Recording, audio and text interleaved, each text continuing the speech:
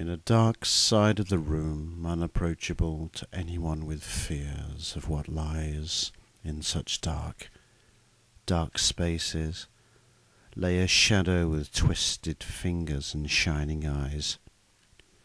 A lady entered my room and sat starch upright on the bed. "Are you alone here?" she inquired. I did not answer. I just stared into her eyes with hate. Hate of her kind and the people she wants me to meet. People that will stop me working and hold me in a square box with no light.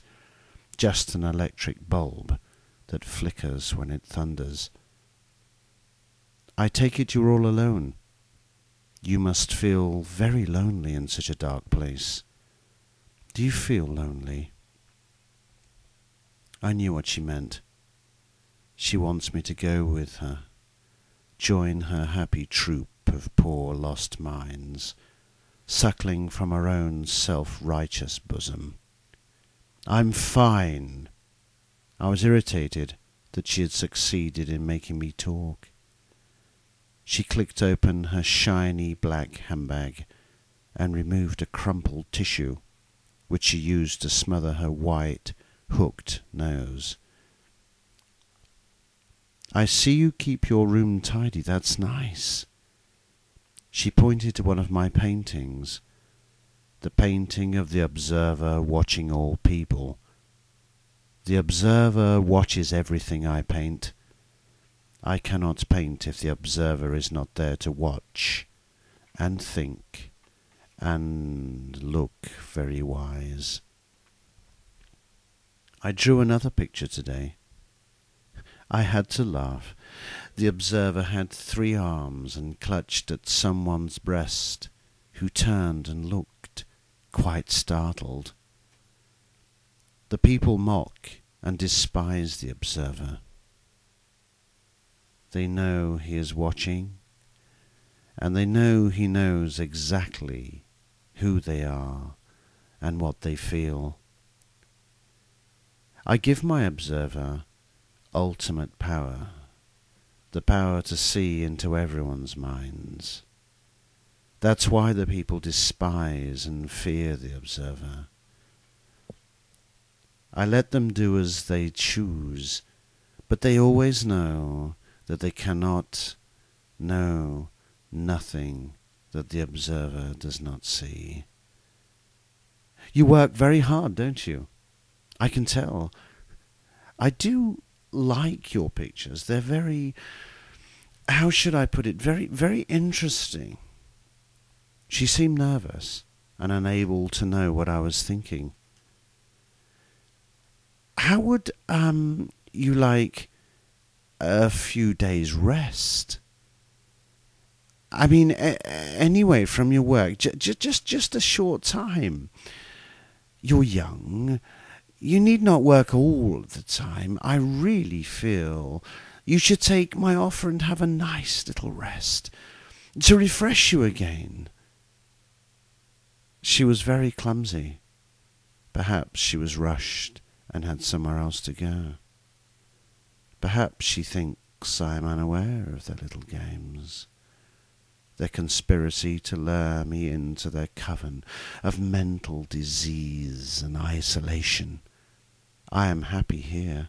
I can work, I can eat, I can sleep. Why does she stare? Why does she stare at me so with such concern? She just wants to know what I'm thinking. Maybe I should talk.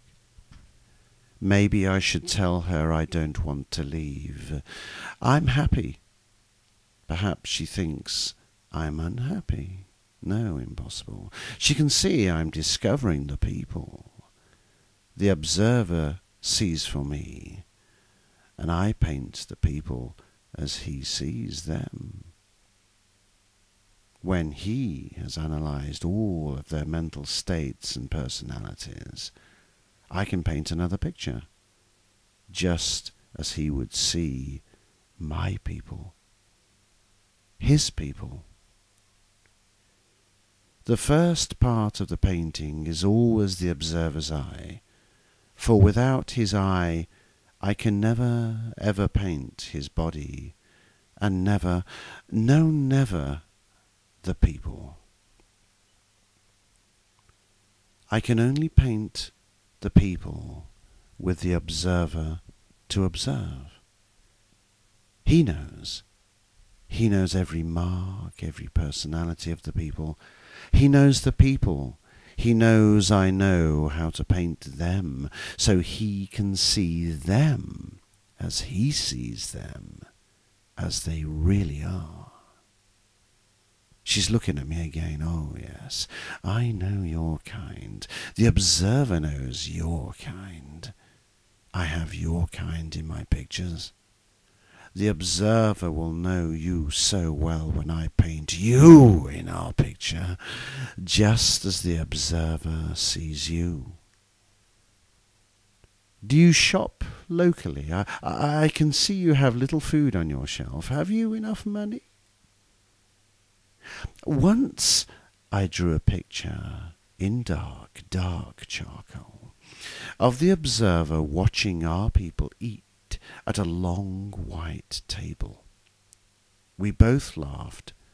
I could see the observer laughing as the people stabbed their meal and swallowed with vicious contempt of everything they see and hear. The food and grease trickled down their long necks and over their breasts. Their arms, hooked and very heavy, lay all over the table, scrambling for the food that swam over the white, sticky tablecloth. The observer, he ate slowly. Only the vegetables, of course. The observer, as am I, is a vegetarian. He will have nothing to do with killing and feasting on death. The observer is immortal. He only watches death. The people indulge in death. They are dead. They are all dead. The observer can never die. The observer can only observe and hear the cries of the people.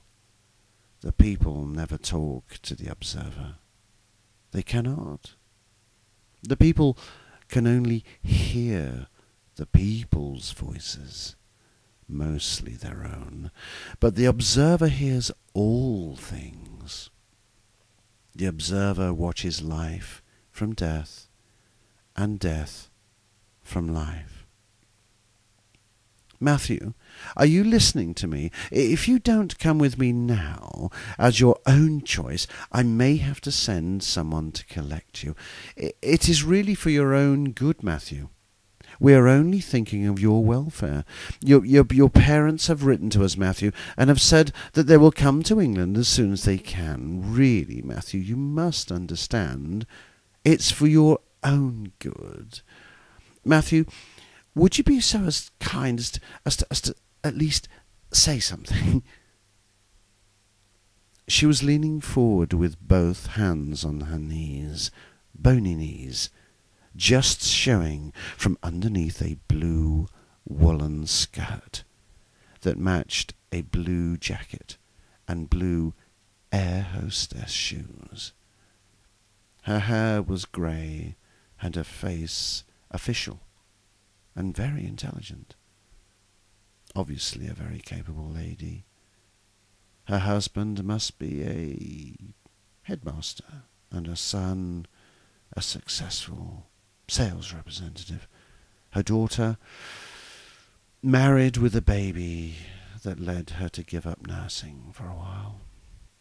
Right, Matthew, you are obviously not going to converse with me, so I presume that means you will not admit to Five Oaks voluntarily. I'm sorry I couldn't convince you otherwise. It is your parents' wishes that you should do as Dr. Stevens advises. They have given him full responsibility for your mental welfare, Matthew, and I'm sure he will be disappointed that talking to you was in vain. She stood by the door, handbag over one arm and the other on the door handle. I'll see myself out, Matthew. I would expect someone will be calling later today, so don't go out. If you do make things difficult, Matthew, the police may become involved, and we don't want that, do we? Here, there's my number, should you change your mind about admitting yourself to Five Oaks. Please call, Matthew. It will save a lot of embarrassment for you. Oh, well, I'll see you tomorrow, Matthew, and please try to be a little bit more cooperative. I watched her climb into her car through the lace curtains of my window. She turned the key to the ignition, adjusted her hair in the mirror, and pulled away. I beat her. I said nothing. I just observed. I observed everything she did, everything she said. I did nothing. Just like the observer, I did nothing. She was the people, and I was the observer. I was seeing as the observer sees. So now I can paint the people as the observer would see. I will paint her. I will paint Mrs. Flanagan as the observer sees. The observer will watch me paint her as she sees. Tomorrow, yes, I will paint Mrs. Flanagan tomorrow.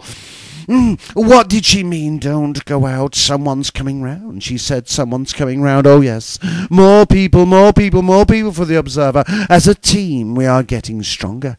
The observer is getting stronger. I will give him ultimate strength. The observer, the ultimate eye, the ultimate eye that sees everything as it sees. Everything that really is. 8 o'clock. It's 8 o'clock already. Mrs. Flanagan has been gone for over 3 hours. Where are my visitors? They dare not meet the observer. The observer keeps them as people. They cannot intrude only on themselves. They intrude on each other. That is why they are not observers. You cannot intrude and be an observer. The observer can always see because he is always seeing all. But people never see all. People only see their own lives, their own thoughts and desires. The observer is free from thoughts and desire. The observer is pure and understands without thought. The observer is the ultimate eye. Who the hell is this? Why is they're coming to our door? Mr. Morrison, come on. Open the door, Mr. Morrison. They are talking. I can see them shouting through the letterbox. They cannot see me, but I can see them. I can see their eyes and their mouths. I can watch their minds think. I can observe as the observer observes. They are talking about how to see me, but they will never know. They will never see me as I see them. They will never observe, because they are people. People don't observe. People are just people. Mr. Morris, we know you're in there, Mr. Morris. We've come to talk to you, Mr. Morris. They've come to talk to me. They've come to try and find me, but they never look into my eyes as I can see into theirs. They can only talk about me, never to me. I see they are going. They are getting back into their shiny white van and driving away. They cannot find me. They cannot talk to me and cannot see me.